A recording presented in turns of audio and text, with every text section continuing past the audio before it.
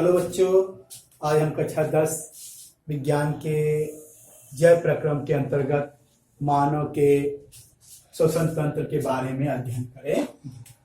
आइए देखिए, ये मानव का श्वसन तंत्र है। मानव के श्वसन तंत्र के में क्या आता है? मुख्य फेफड़ा आता है और श्वसन तंत्र नलिकाएं आती। आइए देखिए, ये जो नाक होता है, हम लोग का जो नाक है दो छिद्रों द्वारा खुला होता है। ये जाकर के नसिका मार्ग में जाकर के खुलती है और नसिका जो मार्ग है आगे जाके एक अंग होता है ग्रसनी, वहां पे जाकर के मिलती है। ग्रसनी ही ऐसा स्थान है जहाँ पे भोजन एवं वायु का मिलन होता है। यही कारण है कि खाना खाते समय जब हम बात करते हैं तो कभी कभार भोजन नाक में चला जाता है, जिससे ऑक्यूपेशन हो जाती, छींक आने लगती है। यही कारण है कि खाना खाते समय बात नहीं करनी चाहिए। उसके बाद ग्रसनी से आगे बढ़ेंगे तो कंठ है। जो ये कंठ है, आवाज दब रहा है, यही लहराइंस है। यहाँ से फिर अगला भाग है श्वास नली, जिसे हम ट्रैकिया बोलते हैं। इसके ऊपर क्या होता है? सी के आकार का उपास्थि पाया जाता है। सी के आकार का छल्ला पाया जाता है जो उपास्थि का बना होता है। ये श्वास नली आगे जाकर के फेफड़े में दो भागों में बढ़ जाती है, जिसे श्वसनिया कहते हैं, ब्रॉन्ची कहते हैं। ये आपका क्या है? ब्रॉन्ची है। फिर ये जाकर के शाखाओं में बढ़ जाती है। इन शाखाओं को हम बोलते हैं क्या? श्वसनिकाएं बोलती हैं। फिर ये श्वसनिकाएं आगे जाके नलिकाओं में बढ़ जाती हैं। फिर आगे इसे हम कुपिका नलिकाएं बोलते हैं। और फिर कुपिका नलिकाएं आगे जाकर के क्या वायु कोष्ठक में खुलती। यही वायु कोष्ठ जो है, वायु कोष्ठक को ही हम बोलते हैं वायु कुपिका। यदि मनुष्य के वायु कुपिका को निकाल दिया जाए, एक मनुष्य के वायु कुपिका को, तो 18 वर्ग मीटर 80 वर्ग मीटर क्षेत्रफल को क्या करता है? ग्रहण कर सकता है। आइए यहाँ देखिए, जो ये लंग्स है, मनुष्य का सबसे महत्वपूर्ण श्वसन अंग क्या है? वो फेफड़ा है, जो एक जोड़ा होता है, दायां और बायां। बायां जो होता है वो छोटा होता है। फेफड़े के चारों ओर क्या होता है? आवरण पाया जाता है, जिसे प्लूरा कहते हैं। हमारा जो फेफड़ा है वो वक्ष गुहा में स्थित होता है। किसमें होता है? वक्ष गुहा। हमारे शरीर में दो गुहा होते हैं, वक्ष गुहा होता है, उदर गुहा। वक्ष गुहा और उदर गुहा के डायाफ्राम है। डायाफ्राम ही क्या करता है? इधर के एरिया को वक्ष गुहा और डायाफ्राम के नीचे के एरिया को हम बोलते हैं उदर गुहा। वक्ष गुहा में हमारा हृदय आता है, फेफड़ा आता है, जबकि उदर गुहा में किडनी हुआ, आहार नल के अन्य भाग आते हैं। इस तरह हमने देखा कि ये क्या है? आपका मानव का श्वसन तंत्र है। ठीक है, फिर से नसिका मार्ग है, फिर ग्रसनी है, फिर कंठ है, फिर श्वास नली है। श्वास नली फिर शाखाओं में बढ़ जाती, श्वसनिया है, फिर ये शाखाओं में बढ़ जाती हैं, इसे श्वसनिका, फिर कुपिका नलिका, फिर ये वायु कोष्ठक, जिसे हम बोलते हैं क्या? एयर एल्वुलाई बोलते हैं। ये आपका डायाफ्राम है। डायाफ्राम के ऊपर का जो एरिया वक्ष गुहा है। आइए हम क्रिया विधि के बारे में अध्ययन करते हैं। क्रिया विधि में हम लोग 4 स्टेप पढ़ते हैं। ब्रीदिंग, श्वास बोलते हैं, गैसीय विनिमय है, गैसीय परिवहन है और कोशिकीय श्वसन है। श्वास ब्रीदिंग किसे कहते हैं? सांस लेना और सांस छोड़ना को ही हम कहते हैं क्या? ब्रीदिंग। ये दो भागों में बटा होता है, अंतः श्वसन और निह श्वसन। देखिए, ये वातावरण है, वातावरण से ऑक्सीजन का वायु कोश में लेना, मतलब वातावरण के ऑक्सीजन का फेफड़े के वायु कोश में लेना ही अंतः श्वसन कहलाता है। तथा फेफड़े के वायु कोश से CO2 का वातावरण में जाना निह श्वसन कहलाता। तो अंतः श्वसन और निह श्वसन को मिलाकर ही हम बोलते हैं श्वास या ब्रीदिंग करते हैं। अंतः श्वसन के दौरान हमारी पसलियां क्या होती हैं? ऊपर उठती हैं। सांस लेते हैं तो पसलियां हमारी क्या होती है, ऊपर उठती है। नंबर 2, जो डायाफ्राम होता है वो चपटा होता है। ये जो डायाफ्राम है गुंबद की तरह है। जब हम श्वसन करते हैं तो ये आपका क्या रहता है, चपटा हो जाता है। चपटा हो जाने की वजह से यहाँ का जो आयतन गुहा है बढ़ जाता है और फेफड़े को फैलने का जगह मिलता है। इस तरह क्या होता है, वक्ष गुहा बढ़ जाने से वायु जो होती है फेफड़े के वायु कोष में आकर के भर जाती है। दूसरा है निय श्वसन के दौरान इसके विपरीत घटना होती है। पसलियां क्या होती है, नीचे जाती हैं। डायाफ्राम फिर गुंबद की तरह हो जाता है और वक्ष गुहा आयतन जो होता है कम हो जाता है, जिससे वायु जो होती है फेफड़े से बाहर निकल जाती है। इस तरह हमने पढ़ा क्या, श्वासोच्छ्वास। आइए आप पढ़ते हैं गैसीय विनिमय। जो गैसीय विनिमय होता है वह वायु कोश के परतों पे होता है, क्योंकि वायु कोश के जो परत होती है उसी के ऊपर रक्त के सिकाओं का जाल होता है। यहाँ पे O2 CO2 का एक्सचेंज होता है। इसी O2 CO2 के एक्सचेंज को ही हम बोलते हैं गैसीय विनिमय।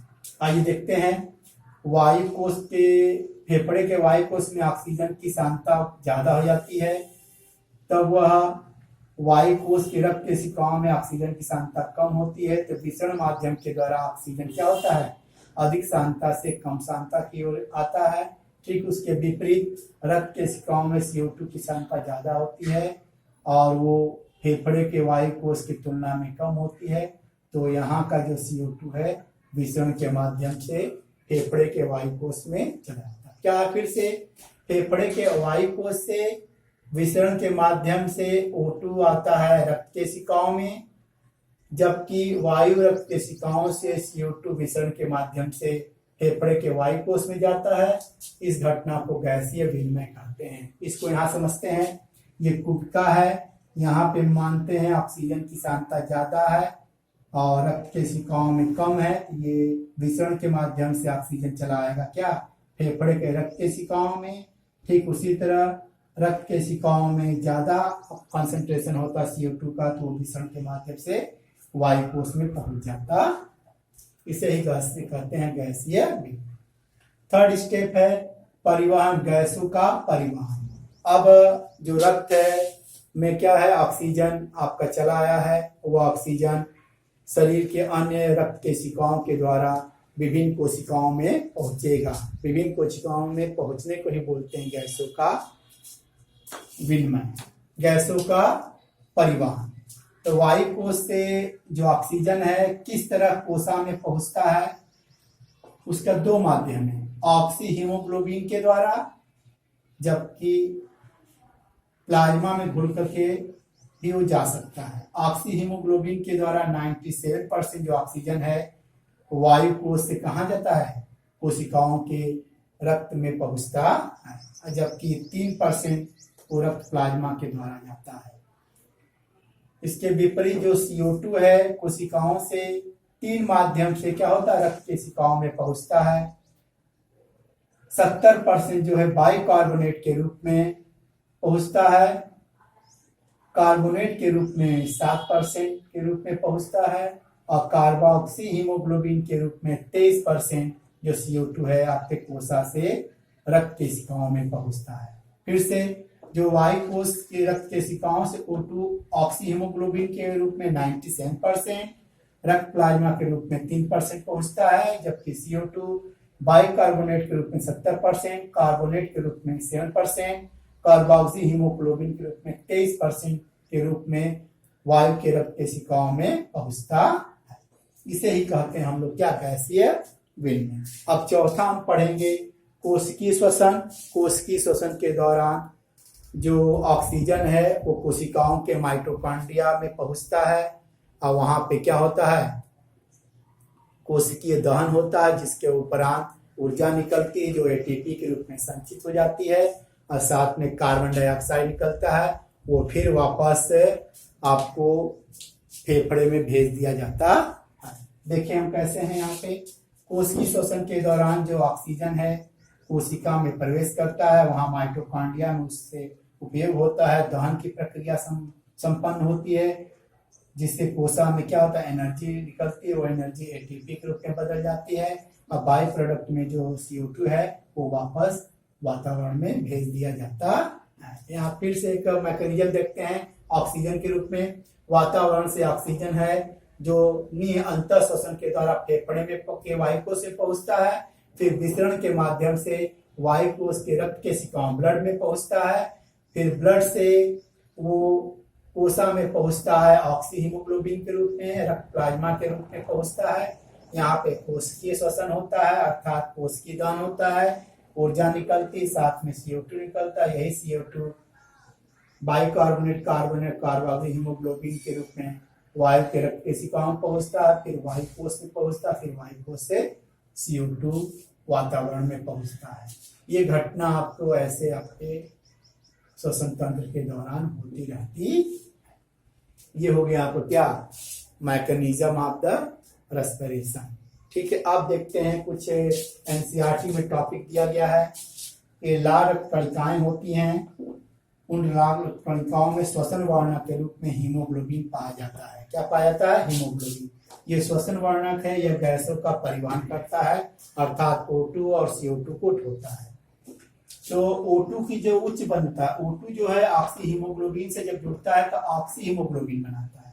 इसकी उच्च बनता पावर जो होती है ऑक्सीजन की हीमोग्लोबिन से जुड़ने की से ज्यादा अधिक होती है, मतलब ऑक्सीजन हीमोग्लोबिन से ज्यादा मात्रा में जुड़ सकता है। यही कारण है कि 97% O2 का परिवहन ऑक्सी हीमोग्लोबिन के रूप में होता है, जबकि CO2 की बंधुता ऑक्सीजन की तुलना में कम होती है, इसीलिए हीमोग्लोबिन के द्वारा ऑक्सीजन का परिवहन 23% हो जाता है। यही O2 जो CO2 है वो रक्त के प्लाज्मा में घुलकर अर्थात वाटर से घुलकर ही क्या होता है, अधिक से मात्रा में क्या होता है, परिवहन होता है। यही कारण है कि बाइकार्बोनेट के रूप में ये अधिक मात्रा में परिवहित होता। अब है हीमोग्लोबिन का क्या इंपॉर्टेंस है। यदि हमारे शरीर में यदि विसरण के माध्यम से गैसों का परिवहन होता तो ऑक्सीजन जो फेफड़े से है वो पैर तक पहुंचने में लगभग 3 वर्ष लग जाता। यही कारण है कि हमको खुशी है कि हमारे शरीर में आरबीसी के हीमोग्लोबिन पाया जाता है, जो इस क्रिया को बहुत कम कर देता है, मतलब कम ही समय में सभी कोशिकाओं को ऑक्सीजन पहुंच जाता है। ये इसका इम्पोर्टेंस है। आइए इस टॉपिक में दिया हुआ है तंबाकू के सेवन से क्या क्या बुराइयां हो सकती है हमारे शरीर में। तंबाकू के स्वरूप क्या है, सिगरेट है, गुटखा है, बीड़ी है, हुक्का है। ये लोग क्या करते हैं, तंबाकू का ये प्रकार है, इसको लोग क्या करते हैं, मजे के लिए अपना लेते हैं, लेकिन ज्यादा सेवन करने से, ज्यादा लंबे समय तक सेवन करने से कैंसर, तंबाकू से क्या होता है, कैंसर हो सकता है, फेफड़े कैंसर हो सकता है, मुख का कैंसर हो सकता है। और इसके अलावा फेफड़े के कैंसर के दौरान क्या होता है, ज्यादा सिगरेट धूम्रपान करने से श्वास नली में कुछ सिलिया पाई जाती हैं, सिलिएटेड इपिथेलियम होती हैं। उनका मुख्य कार्य क्या है, वायु में उपस्थित कीटाणुओं को, वायु कण को फेफड़े में जाने से रोकना होता है।